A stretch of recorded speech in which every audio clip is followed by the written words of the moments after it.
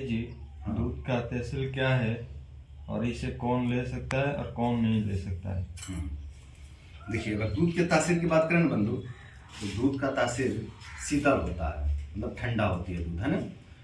और अगर बात करें कि दूध किसे लेना चाहिए किसे नहीं लेना चाहिए ना, तो जो लोग ठंडे प्रकृति के हैं, जो लोग कफ प्रकृति वाले हैं, या फिर जिनको बहुत ज़्यादा ठंडा लगता है, जिनका शरीर का टेम्परेचर ठंडा बना रहता है ना, और जिनको बहुत ज़्यादा कफ आता है, बलगम आता है गले से, या फिर जिनको बहुत ज़्यादा आम आता है ना, और जो लोग शरीर से बहुत ज़्यादा मोटे हैं, इन लोगों को दूध का सेवन नहीं करना चाहिए, है ना।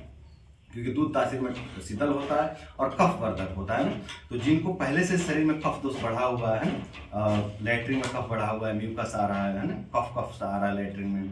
या फिर पेट एकदम शीतल हो गया, ठंडा ठंडा सा बना रहता है, फिर गले से जो है कि कफ आ रहा है ना, या फिर शरीर बहुत ज़्यादा जो है कि हैवी हो गया है, इन लोगों को जो है कि दूध का सेवन नहीं करना चाहिए। और जो लोग शरीर से काफ़ी पतले हो गए हैं, है ना, जिनका शरीर का नाश हो गया, शरीर का क्षय हो गया है ना,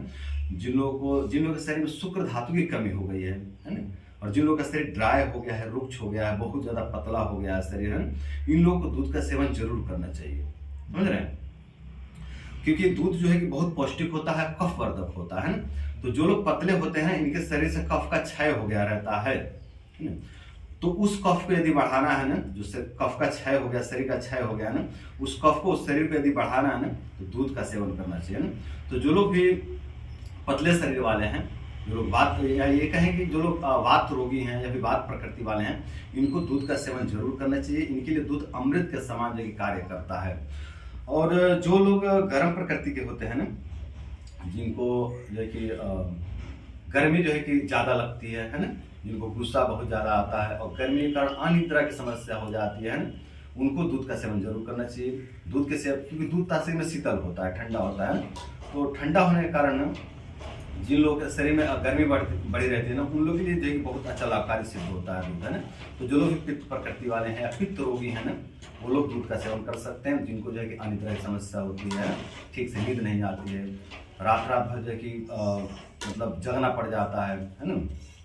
आंखों की लुब्रिकेंट ही खत्म हो गई है, आंखों का कफ दोष का क्षय हो गया है ना। आंखों का जब कफ दोष का क्षय हो जाता है ना, तो अनिद्रा की समस्या हो जाती है, आंखों का लुब्रिकेंट ही खत्म हो जाता है ना। अब देखिए, सोने के लिए ना, नींद के लिए आंखों में लुब्रिकेंट चाहिए होता है। आंखें चिपकती हैं, जब आंखें चिपकती हैं तो गहरा नींद आता है ना।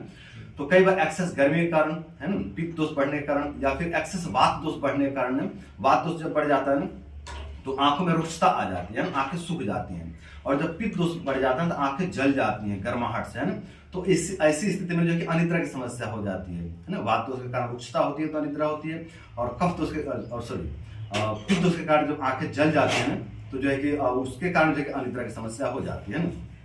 तो ऐसी स्थिति में यदि दूध का सेवन किया जाए ना, सोते समय रात्रि में, है ना, तो जो है कि ये जो अनिद्रा की समस्या हो रही थी वात दोष के कारण, पित्त दोष के कारण, इस अनिद्रा रोग से जो है कि मुक्ति मिल जाता है।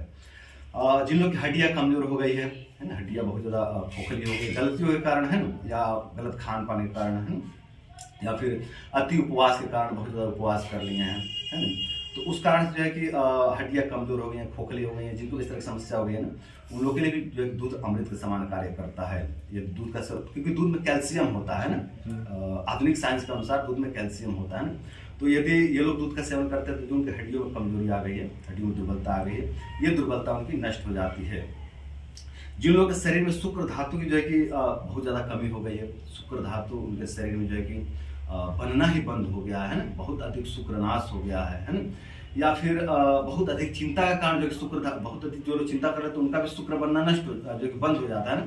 तो अधिक चिंता के कारण यदि शरीर में शुक्र धातु का निर्माण होना बंद हो गया है ना, शरीर में शुक्र धातु की कमी आ गई है, वो लोग यदि दूध का सेवन करते हैं ना, तो उनके शरीर में पुनः जो है शुक्र धातु का निर्माण होने लग जाता है, और जो उनके शरीर में शुक्र धातु की कमी आ गई थी, वो कमी जो है कि भरपाई हो जाती है। और शुक्र धातु की कमी के कारण जितने शरीर में उपद्रव उत्पन्न हो रहे थे, वो उपद्रव जो है कि नष्ट हो जाते हैं। हाँ, जिनको सपन दोष की समस्या होती है, जिनको बार बार नाइट फॉल होने की समस्या होती है, उनको दूध का सेवन नहीं करना चाहिए। क्योंकि दूध जो है कि स्निग्ध होता है, चिकना होता है ना, गुड़ में स्निग्ध चिकना होता है।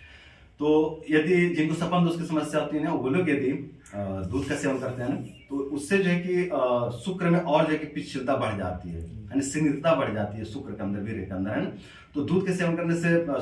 जो कि शुक्र धातु में स्निग्धता बढ़ जाती है, और जब शुक्र धातु में स्निग्धता बढ़ जाती है ना, तो शुक्र धातु बहुत जो है कि जल्दी जो है कि स्लिप कर जाता है ना, निकल जाता है ना। तो आप सोए हुआ शुक्र अपने आप निकल जाएगा यदि सपन दोष की समस्या आपको रहती है और इसमें आप दूध का सेवन करते हैं तो, है ना। तो जिनको जो है कि